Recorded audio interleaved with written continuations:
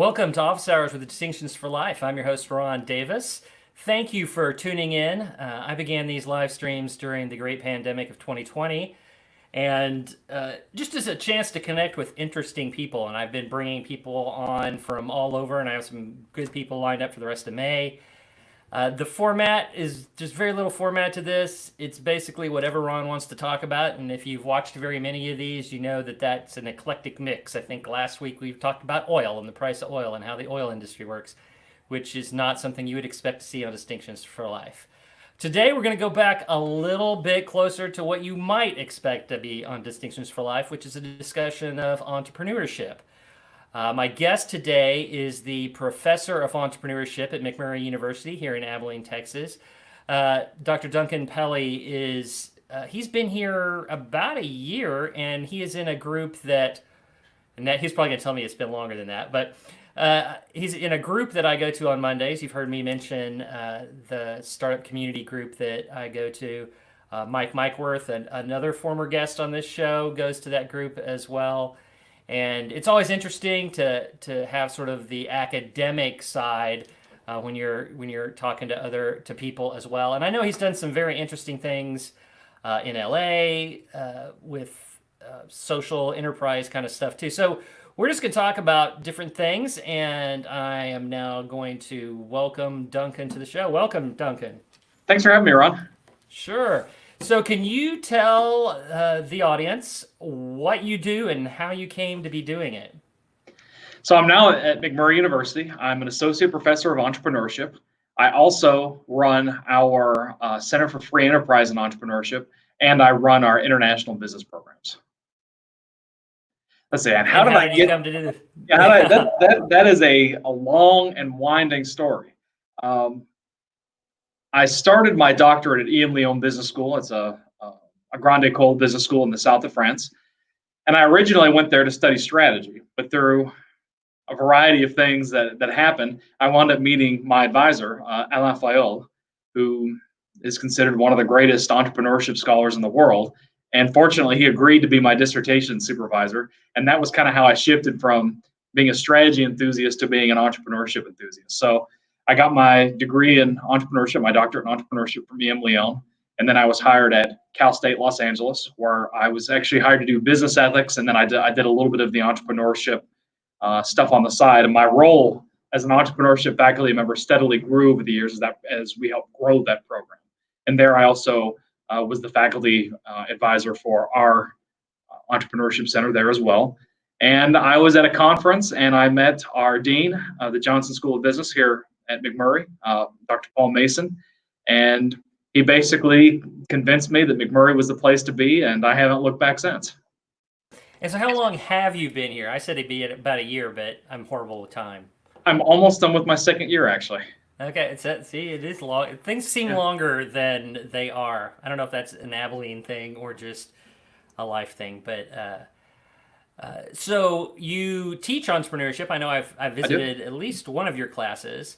That's right. Yeah. What do you teach? I have had my hands in many pots in terms of teaching. I've taught at McMurry. I teach every class in the entrepreneurship major. So everything from art and science of entrepreneurship to entrepreneurial finance. Let's see, what else have I taught? How to monetize your family and enhance your hobby-based business. A high growth ventures course as well. So those are kind of the things I teach at McMurray. I also supervise all the entrepreneurship theses and supervise the entrepreneurship internships. I've taught international management at McMurray. All through graduate school, I taught strategy to master's and MBA students. And then at Cal State LA, I taught ethics to beginning undergraduates, senior undergraduates, and also in the MBA program. So I'm kind of all over the place with my teaching interests. Yeah, it sounds like it. So, a question that I'm sure that you've gotten before, I'm not going to be the first person to ask this question, is why go to college and get a degree in entrepreneurship as opposed to just going out and starting a business? Yeah, that's actually a very valid question. So let me kind of put it this way. Think of like artists, right? There are some people out there who can pick up a paintbrush and they can paint like a masterpiece the first time they do it. and they don't need to go to art school, right? But that's not most people, right? Most people need a little bit of training. Maybe they need help with their manual dexterity. Maybe they need help with observation training. Maybe they need to learn a little bit of art history. And then hopefully with that little extra training, then they can become professional painters or whatever. And of course, there's some people, and I may fall into this camp, that no matter how much paint you give me, no matter how many canvases you give me, and whatever, I will never be a professional painter. There's some people that will never get. Most people, we think that with some training in entrepreneurship, their chances of surviving that 5-year mark are increased. Although the empirical evidence, I hate to say it, is actually kind of weak on that. So I can't say for sure that taking an entrepreneurship class is going to increase your chances of success. I don't think that the evidence supports that. But we think that it may reduce the chances of failure. So, of course, failure is part of being an entrepreneur. So you said you can't empirically say that this helps. Can you say what doesn't? Like what hurts an entrepreneur? Yes. Because that's a big question. Yes. And so, like you said, empirically, you can't say what does work for sure, although anecdotally you might be able to say what does. But for failure, yeah, there's all sorts of things that aren't going to work. And you think about the basic mistakes that entrepreneurs make. Not doing enough market analysis, not having the right reputation for the job, timing just being way off, right? Sometimes the market's just not prepared for whatever it is. You may be brilliant, the idea may be perfect, the timing's just not there. I always think about, there were inventions that were kind of like the iPod that came out before the iPod did. But there was no iTunes, MP3s weren't really developed. It just wasn't the time for that. So timing can also be off. And then a lot of entrepreneurs just make a lot of really basic mistakes. And I try to stamp some of those out of my students. Things like don't mix your personal life and your business life, especially with the books. Know some basics of accounting. Know how to manage employees a little bit. Understand the difference between an idea and an opportunity. And those are things that if you don't make those mistakes, then hopefully those are mistakes that you won't make, and hopefully your chances of success do increase. Yeah, there's lots of ways to fail, and there are lots of those basic mistakes that you see people who are just starting out. And I think the people who we think of as successful entrepreneurs without any sort of training, more than likely they got trained in the school of failure, right? Mm-hmm. They've just tried a lot of stuff. And a lot of those kind of people will have a story of, oh, I've been starting businesses and selling lemonade since I was 6. Mm-hmm. And that may be true. And you probably learned a lot of the ways to do it wrong in that process. So there is, that's why there's value in learning some of these basics. I do think that a lot of people who are trying to start a business can get locked into research and they're studying too much and not executing enough. Sure. You know what I'm talking about? Do you see that happening even with your students? I think most of the students I have are so enthusiastic and they're practically chomping at the bit that I'm trying to get them to do a little more research and a little less execution. You know what I mean? Yeah. I mean, they want to go ahead and do the business plan right away, but we've got to kind of take a step back. And I actually do a lot of the research with them, explaining that business plans don't guarantee success. It's something that can help you achieve legitimacy, and that can be useful. For example, getting a loan, communicating to employees, etc. But it doesn't actually guarantee success. There's no evidence whatsoever to support that. Yeah. But one of the things I emphasize with research, there is nothing that an entrepreneur is doing that is so original that you can't find at least 50 scholarly articles on it already. It's all out there. The trick is, and I think this is where being a school-educated entrepreneur comes an advantage, is learning to interpret that research and figure out how to apply it for your own ventures. If you ever read academic articles on entrepreneurship, they're dense, they're boring, and it's hard to figure out what's relevant for you, right? And I don't know any other way to get through that other than have extensive training in the research side of entrepreneurship. I mean, I guess you could fail a whole bunch and spend years doing this, or you could take some classes and then learn the basics so that you can at least navigate the research side on your own to help you, kind of fix real problems that you'll have when you start your business. Right. And on business plans, there's a competition here in town that another university does, ACU does, called Springboard. And they used to make you write a business plan. They don't make you write a business plan anymore, but they used to. And that, I think I won it the last year they made you write an actual business plan. And I always tell people about that business plan was the piece of paper after it was written was kind of useless. I didn't go get, I wasn't trying to get a loan. I did win the thing with it. But the thing that was most valuable about that business plan was that it made you think about every aspect of your business. A lot of times people get very like product focused, for instance. Yes. And they're like, oh, I have this great thing, this great idea, and I am just going to go make it happen. And they don't look at finances. They don't look at market. They don't think about how they're even going to get the word out about this thing. They just, have that if you build it, they will come concept. What do you see your students get that tunnel vision on, and what is the thing that they're most often missing? Is just like you mentioned, it's getting them to focus on every aspect of the business. So when they write their business plans, you'll see certain parts of it that are really, really strong. They'll get the idea, they'll get the history, they'll get the description of the products. They'll totally nail all that. But they might be a little bit weaker on the financing or the market analysis. And I can't say like there's this one thing that every student struggles with. They're all struggling with something, and there's usually pretty big gaps in there. Although I can say almost without exception, they can tell you the story of how they came up with the idea and what they'd like to do. They can usually do that. It's after that, it's kind of hit and miss what they will. And then of course, a lot of it is attention to detail. There's a lot of enthusiasm, but actually going through and checking the box can be a little bit of a challenge. Yeah. I remember when I wrote mine, the area I had the biggest problem with was the financial projections. Mostly because you just feel like you're making those numbers up. Yeah. Like you're just like, yeah, lots of people will buy my stuff. That's totally going to happen. And you can go out and try and figure out, my business plan was for a video game company. And so I could go and look at different video game companies and even kind of get some ideas on like sales and depending on who you were and how big your game was and blah, blah, blah. I can get some of those ideas, but you still don't have any sort of idea, especially when, and I didn't know this term until after I decided to start a video game company in an art-based business.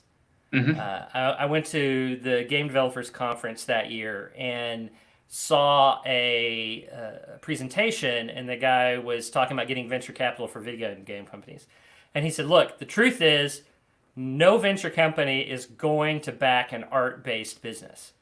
And video games are art-based businesses. And what he meant by that was that when it comes to an art-based business, it's about the artistic quality of the thing, right? Like it's like saying no one's going to give you money to make a bunch of paintings and try and sell them in a gallery. At least not without the proof that you've done it before and can do it again. Yeah. And if you have that, then you probably don't need the capital. Sure. And so the same was true of video games in that there's not, you don't know what the demand for the game is, even more so because it's art-based. What advice would you give people who are like not necessarily in an art-based business, but in any kind of business of trying to figure out what those numbers should be when you're planning? I always say start with the rival in that same industry and figure out what they're doing. So like in the video game business, maybe you look at EA or one of these and look at how well they're doing, and you figure out that is the absolute best that you will do. The best. Everything is perfect, right? And then what you do, trying to figure out the worst side is a little bit more of a challenge, right? But what I normally do is say, you take whatever the best performance is and, at least reduce it by half at the absolute minimum, right? Yeah. Maybe more than 90, maybe more like 90% if you're doing something like video games or something like that. A lot of people, however easy you think it'll be, it's going to be twice as hard. However much you think that's going to cost, it's going to cost 3 times more, right? Yeah. So I always say overestimate versus underestimate. So, basic industry analysis is one good way to do it. I think feasibility analyses are also good ways to get some sort of feeling for pricing decisions. But a feasibility analysis is only as good as the person who asked the questions, right? And a common mistake I see in a feasibility, and by the way, a feasibility analysis is what you do normally before the business plan, right? It's is this product a good idea? Does it make sense? Is it something people will pay for? It's that kind of, I call it the business plan on a cocktail napkin stage, right? Although there's a little more to it than that. But, you can also ask your customers, how much do they think is a fair price for what you're trying to buy? How many units would they be willing to buy? And of course, the problem with that is they can say, oh yeah, that's worth $15. But if you actually make them pay the $15, they may not want to pay anything at all. It was just a hypothetical that they gave you that number 15.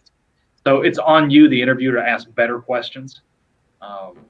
So it's not a perfect tool either. Yeah.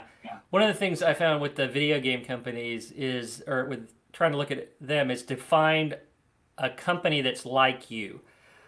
Because if you go try and compare yourself to EA or Blizzard or the top of these are multi-billion-dollar companies. I mean, they're huge. It's like saying I'm going to go make an independent film and comparing yourself to Universal Studios or to the Avengers. You're not making that movie. You can't make that movie. So try and find someone that's like you. And in video games, you can find companies that are like 2 guys, a programmer and an artist, and they're doing something.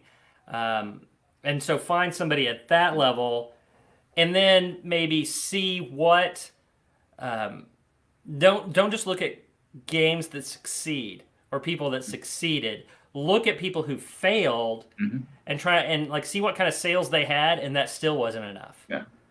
Because you can get a lot of that especially in something like game industry. You can get that from someone like Stream, where you have a marketplace that's selling lots of games, and you can see games come into that marketplace, and you can see the company go away a few months later, and you can get an idea of what it was going to take to make that happen, and how long that was going to take. I think that's the big mistake that I made, was how long will it take?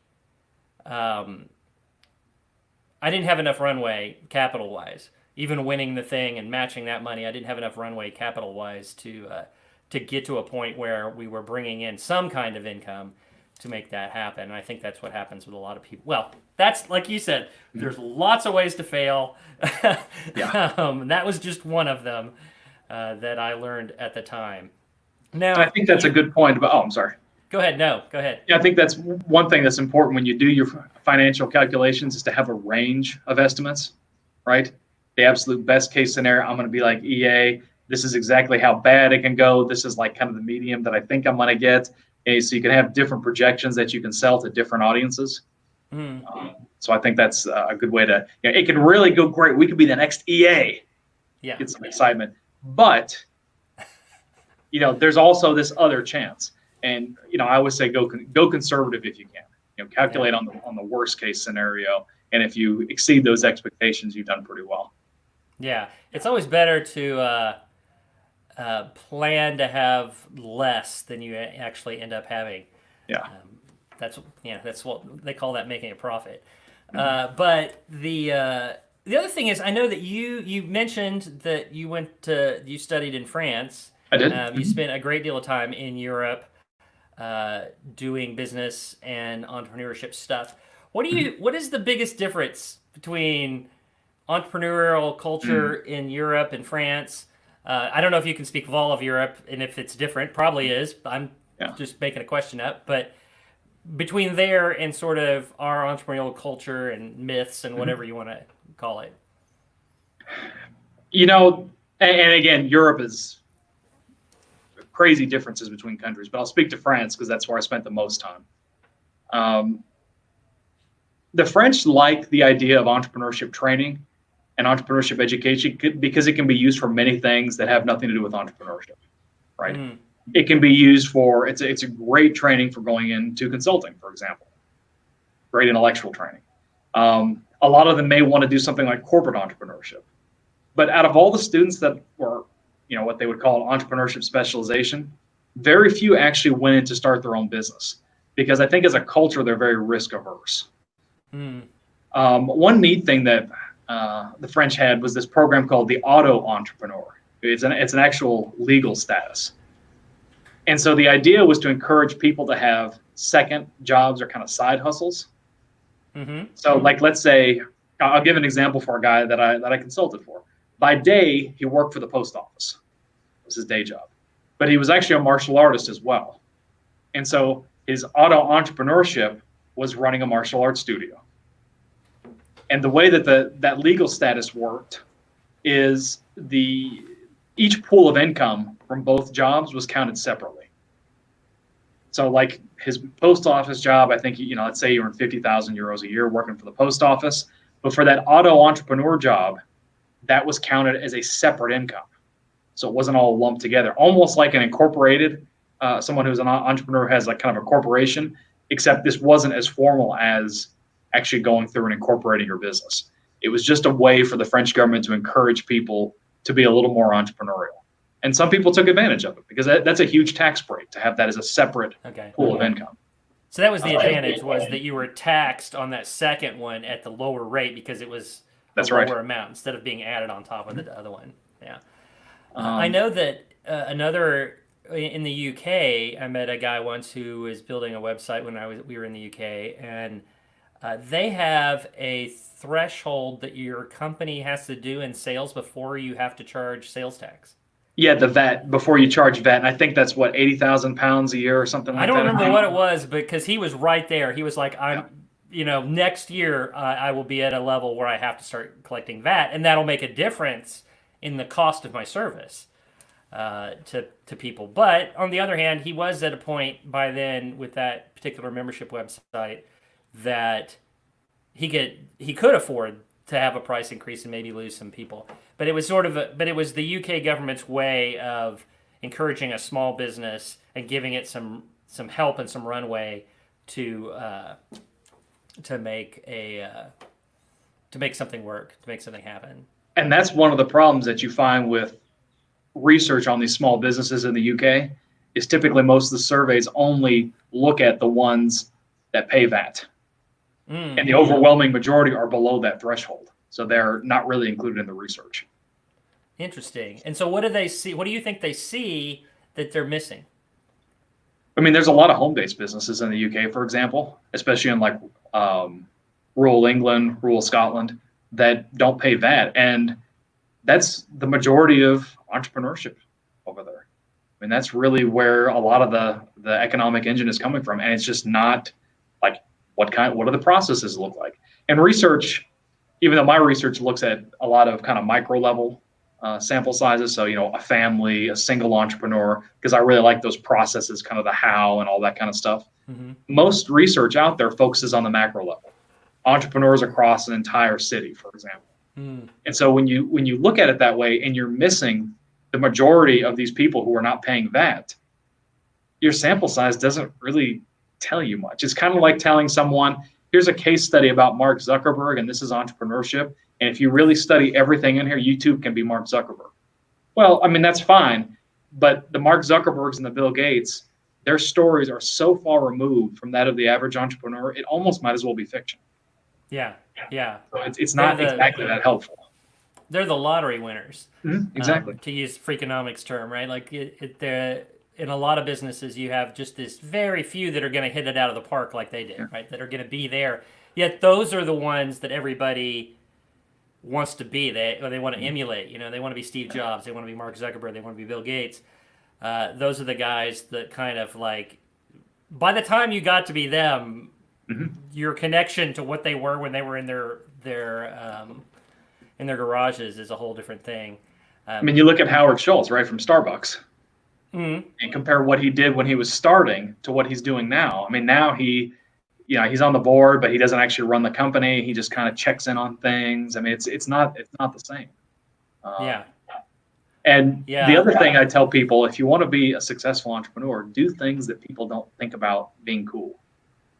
I consulted for a guy, and let's see, he had 2 businesses, and he made more money than any of the people you stereotype as entrepreneurs. One of them, he had a box making factory, as in cardboard boxes.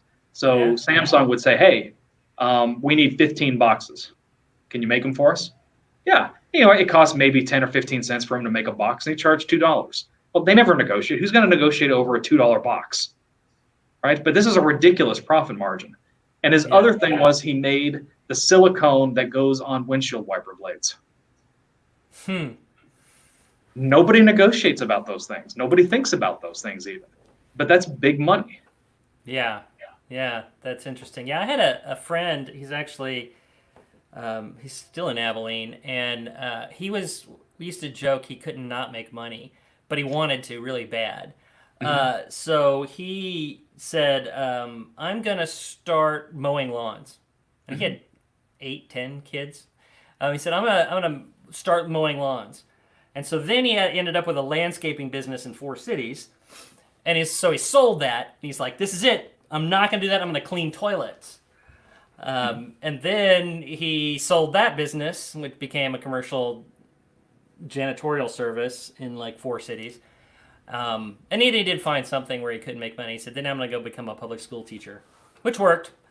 Yeah, but he didn't like that job, so he quit and became a doctor instead. And last time I talked to him and he runs a service for a doctor service. Him and his son run a service for doctors doing their billing and providing medical services to rural hospitals. There's just that's what we think of as the entrepreneurial mindset, right? It's like, I can't just do my job and not think about how to make it into a business itself. And people like that typically get bored once it becomes kind of successful and they have to start shifting from being an entrepreneur to a manager. Yeah. That's not that they can't do a great job at it, but it's maybe not as interesting to them. Yeah. So it's kind of what we call the serial entrepreneur. I mean, they do it, they get the thing started up, and then they sell it, and then they move on to the next challenge. And usually it's like a completely different industry too. That's what'll surprise you. I worked with one lady. She had a restaurant, sold that. Went into property management, sold that. Ran laundromats, sold that. Did dietetics consulting, sold that. And now she has a trucking logistics firm. I mean, there's very little similarity between any of those industries, but she just has this nose for it. But then she gets bored, gets mad, or something like that, and then sells it, and then goes on to the next thing, and does very well for herself every time. Yeah.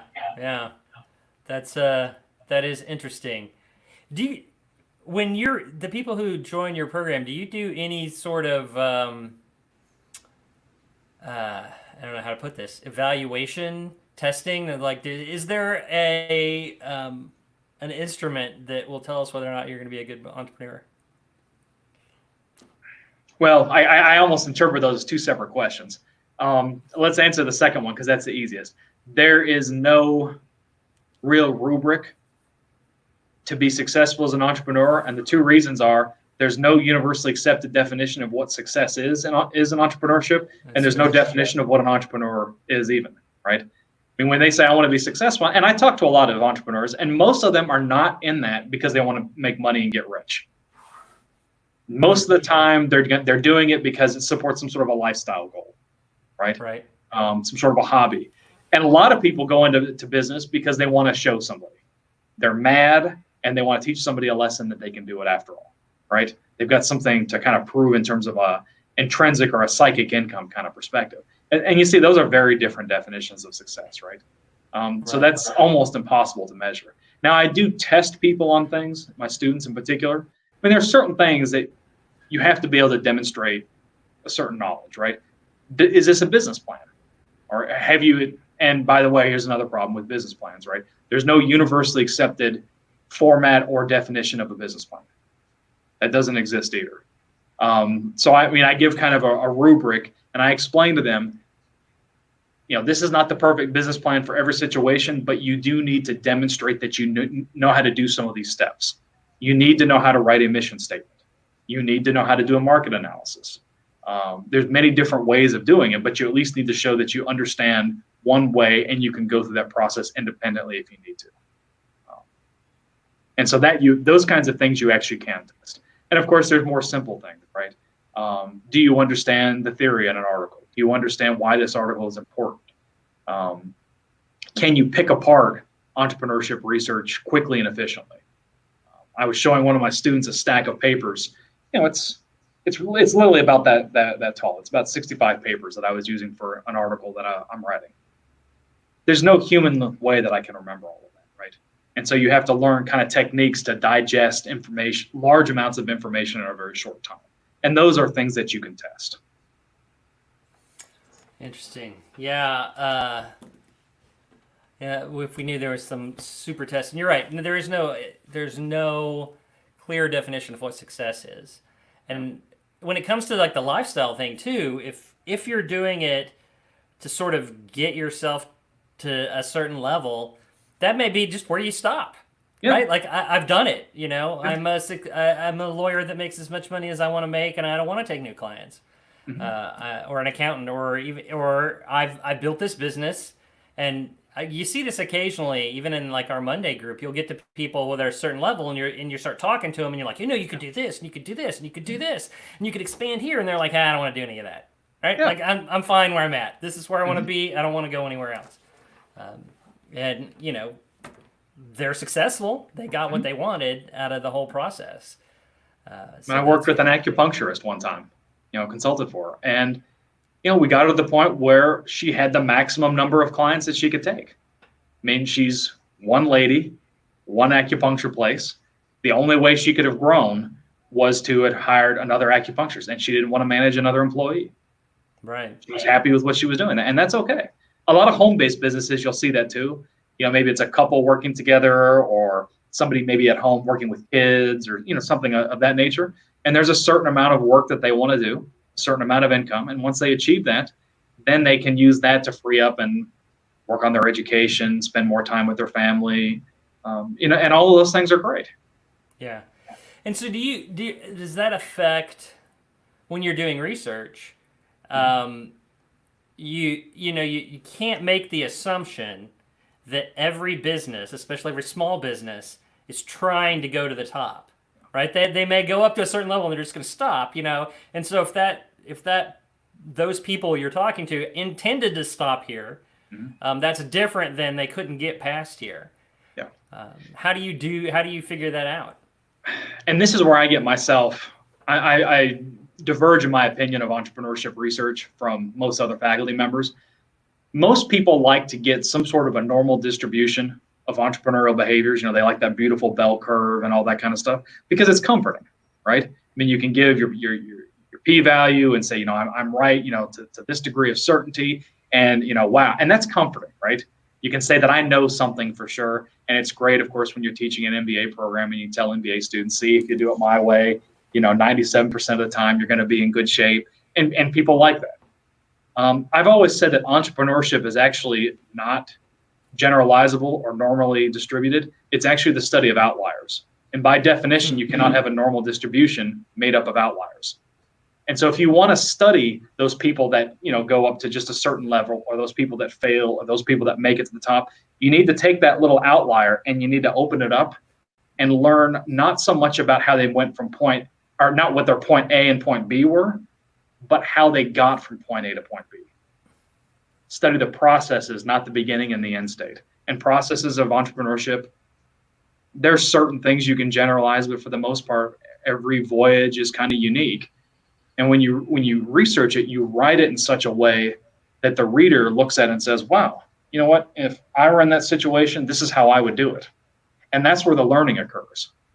Wow, I know he's in trucking and I want to open a restaurant, but there's something out here I can take from that. Maybe, I definitely don't want to make that mistake, but let me try this. Yeah. This may help my business. And so that's how I kind of focus on research. And that's how all the research that I give my students has some sort of an emotional connection with the reader, because I think that's important. Yeah.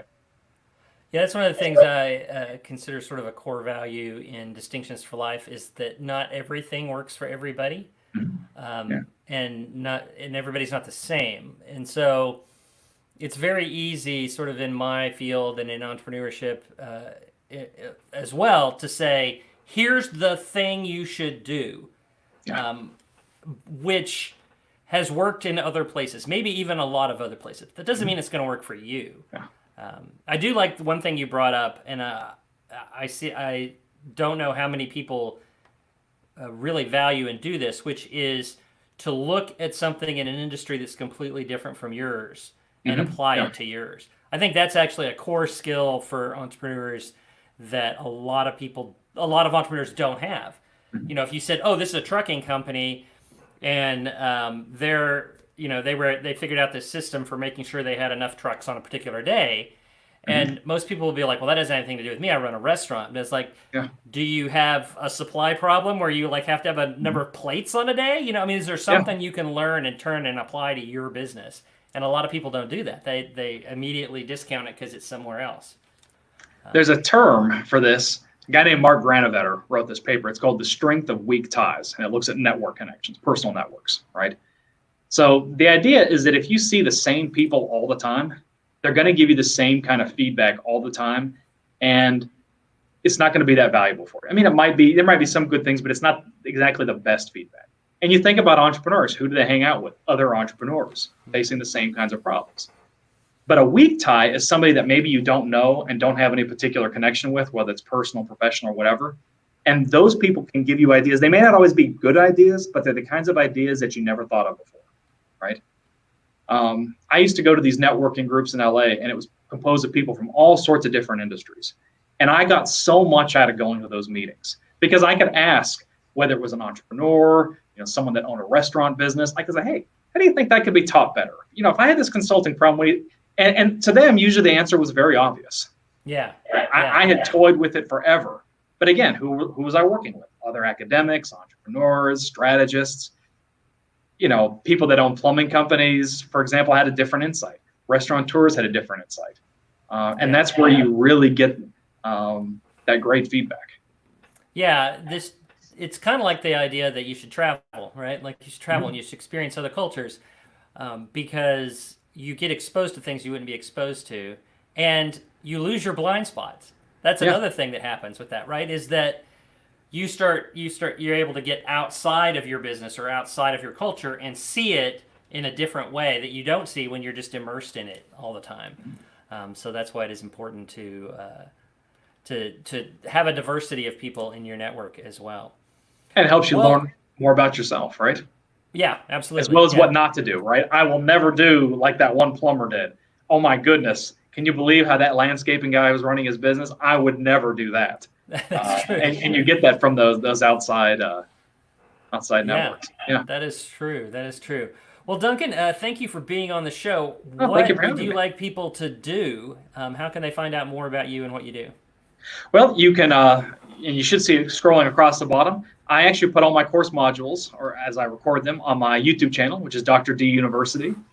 So I put most of that out there. Also, if there's anything I can do to help local entrepreneurs, like I say, I am an active consultant to small businesses and also strategy. I do Lean Six Sigma work too. That's kind of a operations management doctrine. And if you'd like to take my courses, one of the best kept secrets in Abilene is that people from the community can come and audit courses. Yeah. It's very low cost to do so. And I always say the beautiful thing about being an auditor, it's entertainment, right? You're not doing it for a degree. It's like going to the movie. If you want to come and do all the homework and get feedback from me, you can do that. If you just want to come for one particular topic, you can do that too. If you just want to come and kind of soak up the knowledge from the youth of today, it's like going to the movie. You make it whatever experience you want of it. And so everyone's welcome for that as well. That is a great distinction. When I decided to do the video game company, I actually audited the basic video game course in the digital entertainment and technology curriculum at ACU. And auditing, man. Yeah. If you want a college education, you don't get the piece of paper, but you could come all the time, and it is a fraction of the cost. It's like you said, it's like a movie. Yeah. It really is. It's kind of that low. And I know that the professor I took it from, it sounds like you're the same way, was like, well, if you want to do the homework and turn it in, I'll grade it, but you don't have to. Like, you don't have to take the test. And I didn't take the test, but I did do the assignments. Yeah. For that. And I think you probably get more out of it. You may have taken the course, when you were an undergraduate, but as you're older, your mind matures. You think about problems differently. Of course, you get the advantage of the weak ties, from whether it's from me or from the students or whatever. But I think that auditors probably get more out of it than they did going through it the first time, because there's not that same amount of pressure. They're doing it for their own personal enrichment, so they're a little more motivated to focus on things. I always enjoy having auditors in my class. Yeah, and they say that one of the reasons that you sort of I don't know if remember is the right word, but are able to apply is because you have stuff to hang it on. That's right. Like you have experiences. I'd been a programmer for 20 years, so when I went to this course, I knew the programming side better than the students, because I had all the years of experience doing that. And so I was able to connect with them and help them with that as well. And I understood the programmer issues that, and I could see how these things would apply. Well, I may have had no idea whatsoever about how the art side worked, or with video games, it's every medium, right? So it's when we say art, we have a tendency to think of visual arts, but it's also music and sound and all that other stuff. So it's great. So I would encourage people to do that. And if you're in Abilene, definitely, and you're interested in entrepreneurship, talk to Duncan. All right. Well, thank you guys for watching today. And so thank you for that. And if you're watching this later, there is, you can find Duncan's link on the bottom. And if this is your first time with Distinctions for Life, it's my YouTube channel, and I put out videos every Sunday of distinction, which is a small change that makes a big difference. It varies every week, and it can be all kinds of stuff. I believe last week's was how to look good on webcam, part 2, in this world that we're in. And next week is going to talk about home studios. So that's kind of that, but we've also done goal setting and money flow through business and stuff like that. So I'd encourage you to hit the subscribe button below. I do these live streams every week. I've been doing them twice a week for the last 2 months, but I'm going to cut back to just once a week for the rest of the month of May, and hopefully that will allow me to get some other stuff done and to continue to do these once a week on into the future. And I have 2 great guests from that are from the sort of the men's fashion YouTuber. One of them is a YouTuber with over 1 million subscribers. The other one has about 30,000 subscribers in a space that you may or may not have ever heard of before. And to go back to our discussion earlier, if that, men's fashion sounds like something has absolutely nothing to do with your business, I would encourage you to go ahead and pay attention to these guys, because they have unique stories of how they grew their YouTube channel, and they have unique stories of business and mindset and all that other stuff that we will talk about during those times. And we're also going to talk with one of my proteges about what it's like to work with Ron and what it is like to run a small business while you're doing that. She's going to be on in a couple of weeks as well. So hit that subscribe button and the notification bell, because the notification bell will tell you when we're going to be live. Generally on Thursdays at 2 p.m. Central Time. Until next time, I'm Ron Davis.